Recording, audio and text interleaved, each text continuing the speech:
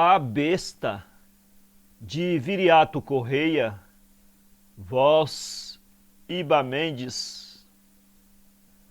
A aldeia tinha se reunido toda em casa do Manuel Sabino. Faltava apenas a velha Olívia, que tardava. Vamos andando, lembrou a Atanásia, unindo a imagem da Virgem ao peito. Ela sabe o caminho e vai se encontrar com a gente.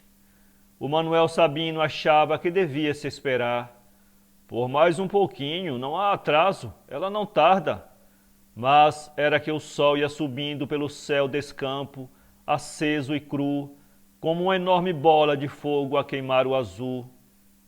O terreiro estava cheio de gente, matutos velhos, matutos moços, raparigas campônias com imagens de santos de madeira aconchegadas ao seio. Todo aquele povo tinha um ar cansado e triste, uma fisionomia abatida, mole, de quem vive aos tombos e aos empurrões da sorte, tolhido de fome e morto de cansaço. Não havia um rosto fresco, a aldeia tinha muito de revolto e desgrenhado, e até nas moças o riso ganhava uns tons tristonhos de queixume, e os rostos tinham rugas de uma melancolia sofredora.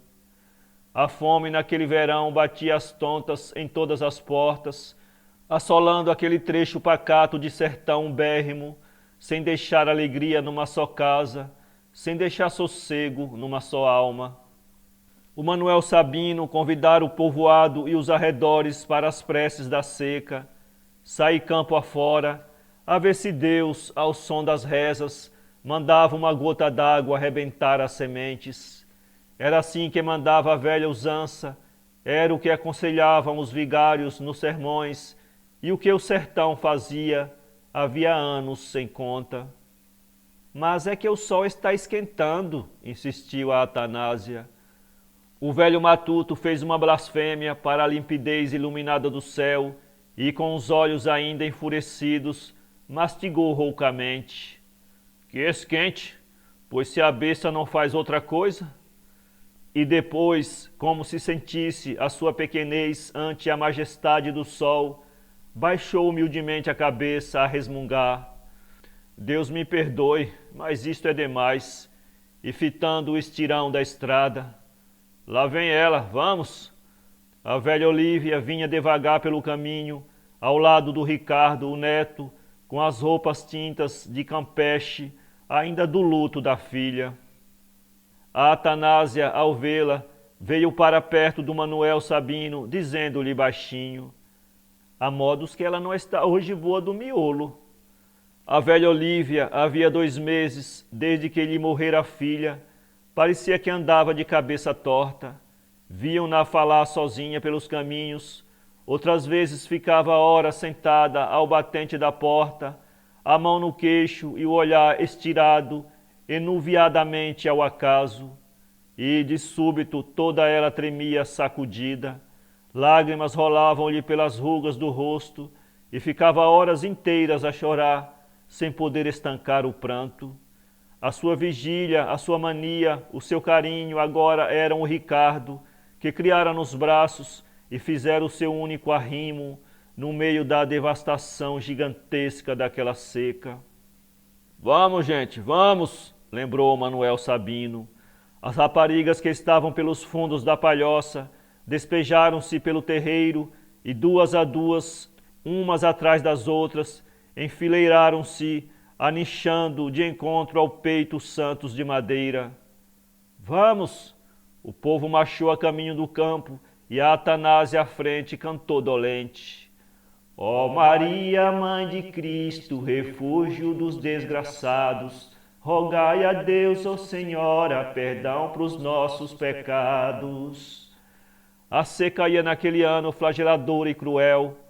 Tinham corrido pela cercania de sertão as tormentas da fome, as agruras revoltas da miséria e da desgraça. Não havia mais pelos celeiros um punhado de farinha para enganar o estômago, nem pelas cozinhas a fita azul do fumo dos fogões, denunciando o que se comia. O verão bateira formidável, Desde julho que o céu se tornara daquele azul intenso de safira translúcida, um azul ofuscador e ardente, que punha visões faiscantes nos olhos e tonteiras cegadoras na visão. Não havia um prenúncio de chuva, era sempre o mesmo céu, duramente azul, descampado e cru, sem uma nuvem branca alegrando os horizontes. Os prados perderam a fresca coloração das ramarias e das flores, os campos não tiveram mais a claridade do verde e a ondulação das tintas, os morros ficaram sobriamente sem tufos de verdura e as matas, dia a dia, tornaram-se de um amarelo tristonho. E quando o sopro violento do verão passava, ia carregando para longe turbilhões e rolos de folhas arrancadas. Nos roçados nenhuma semente rebentou, não houve nos baixios o alaranjado fosco dos arrozais em cachos, nenhuma palma de pindoba tremeu. Tudo tomou a taciturnidade tétrica de ruína, ruínas de troncos, coivarados combustos, deitados aos montões pelas capoeiras sem vida. Dezembro veio, o Natal passou, viúvo de samba e palpitares de violas à beira das latadas. Chegou janeiro, e janeiro foi-se, e os laranjais não floriram, as raparigas do campo não tocaram os cabelos, e os terreiros não tiveram voluptuosidades de danças. Pássaros deixaram o veludo dos ninhos, bateram plumas para longe em busca de copas e sombras. As manhãs nasciam sem asas e gorjeios, umas manhãs furiosamente iluminadas, flamejadoras e grandes, com cambiâncias e estridências ásperas de fogos e clarões. Os poentes eram largos incêndios de ouro, largos jorros de sangue, derramados profusamente pelo céu, e quando pela terra caíam as primeiras visões crepusculares, o sol ficava ainda no fundo, pregado na curva do firmamento, colossal e redondo, a comburir como uma chapa de bronze, vibrando de incandescência. Ninguém mais teve sossego. Velhos matutos lembraram preces pela desolação do campo, e preces foram feitas, mas a chuva não caiu, e o sol ficou sendo o mesmo sol de tragédia, a rolar de horizonte para horizonte, a nascer às horas, a percorrer os mesmos caminhos. Maio entrou e maio saiu, sem um florão nos ramos das árvores, sem os 31 dias de festa em honra de Maria, sambas ao luar, saracoteios de chorado, ardendo nos terreiros. As violas dormiam desencordoadas pelos cantos das palhoças, e as rimas das trovas nunca mais afloraram a boca dos troveiros. Os olhos d'água secaram, os riachos mostraram a nudez dos leitos. Foi preciso cavar a terra para que se encontrasse no fundo que beber. Campos, matas, baixios e prados eram vastos desertos, miseravelmente desempenados às amarguras do povo. Os arvoredos, perdendo de tudo os últimos verdores, eram imensos esqueletos, erguendo os galhos desfolhados numa agonia súplice de quem pede frescuras. O gado andou a princípio, tonteando de campo em campo, à procura de uma toiça verde para comer. Depois, malhadas de touros passaram dispersamente a berrar em busca de uma poça d'água, e mais tarde, pela claridade do espaço, urubus voaram ao cheiro das carniças, e por longos dias de manhã e à noite, houve pela ruína da floresta a angústia de uma música, a música amargurada dos bois, que choravam junto à podridão dos companheiros mortos. Em pouco, grossos tufões de fumo rolaram espaço arriba, o calor chegou ao timbre da tortura, clarões tingiram de vermelho a escuridão das noites, labaredas lampejaram pelo anil do firmamento. Era um incêndio lavrando amplitudes infinitas, o incêndio que rebentava das matas, sem que se soubesse como, e que ia triunfal pelo sertão, destruindo casebres e povoados, numa devastação infernal e suprema. E adeus tranquilidades, adeus sonhos fartos de colheita, adeus farinhadas álacres, beijos trocados nos serões festivos, amores fecundando na suntuosidade das matas a clareira dos campos. Era a fome, era somente a fome inexorável, tirânica, macabra, que ia de porta em porta, de celeiro, enrugando rostos, pondo corações em sobressalto.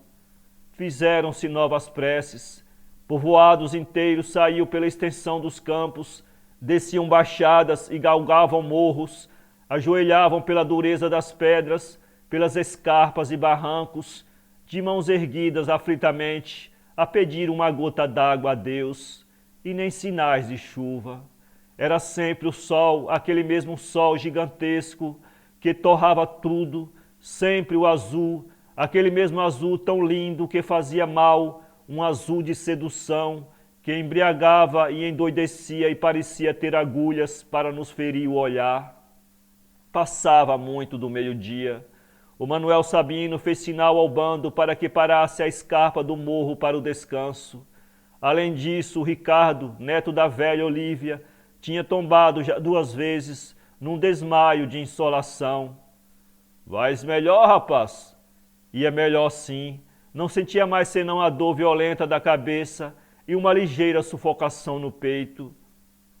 O rapaz estava no regaço da avó e a Atanásia ao lado, com um chapelão de carnaúba, abanava-lhe o rosto. Já sorria e em roda as matutas troçavam-no amigamente.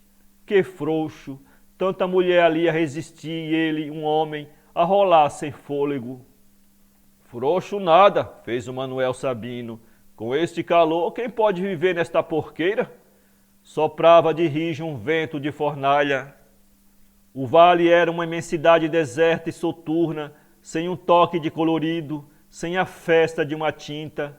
Esqueletos de árvores sem uma folha, sem um verde, estendiam os braços para o céu, na saudade silenciosa dos frutos e da seiva.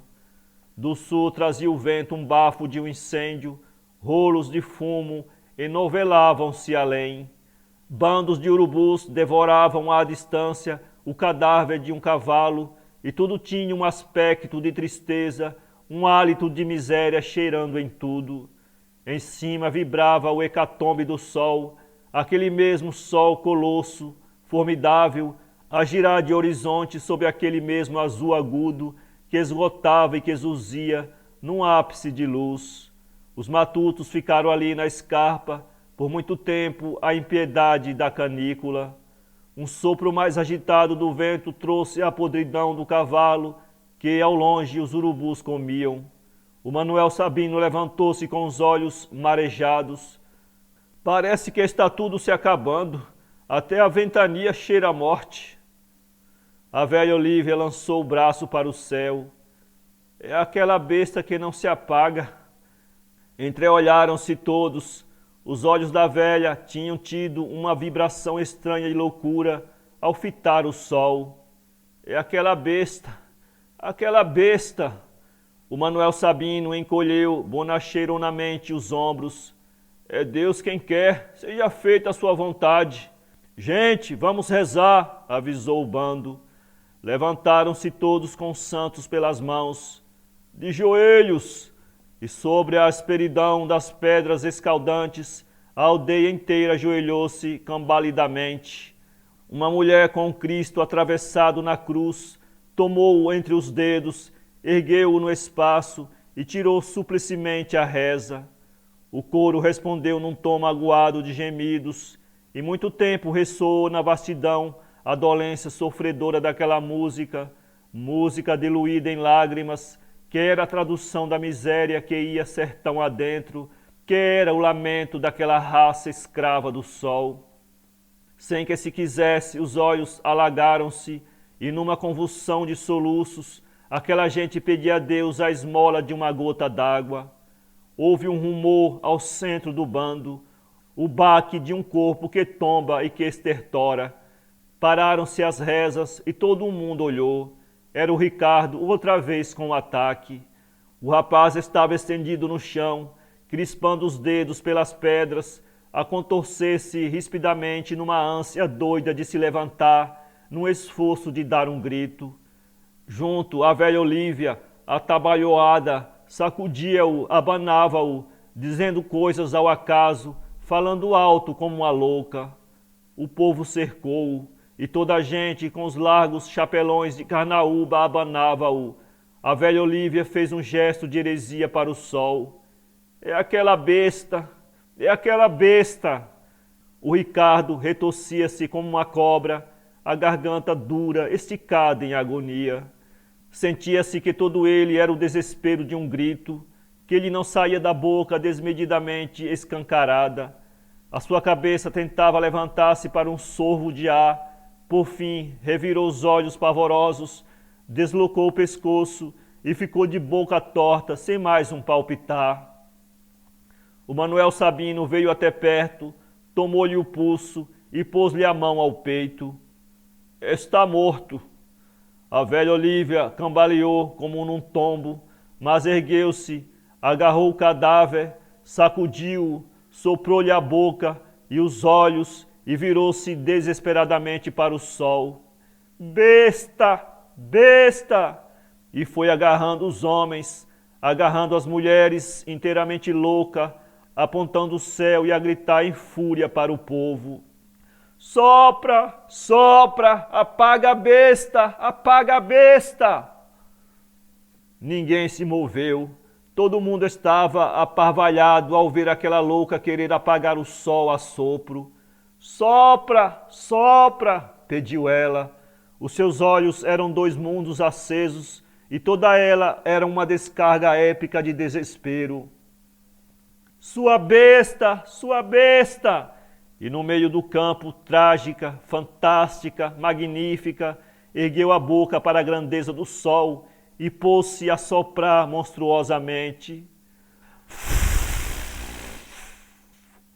Espumava-lhe a boca, os cabelos brancos eriçavam-se ao vento como a juba, e na pretidão do seu vestido, ante a claridade do dia, soprava e soprava.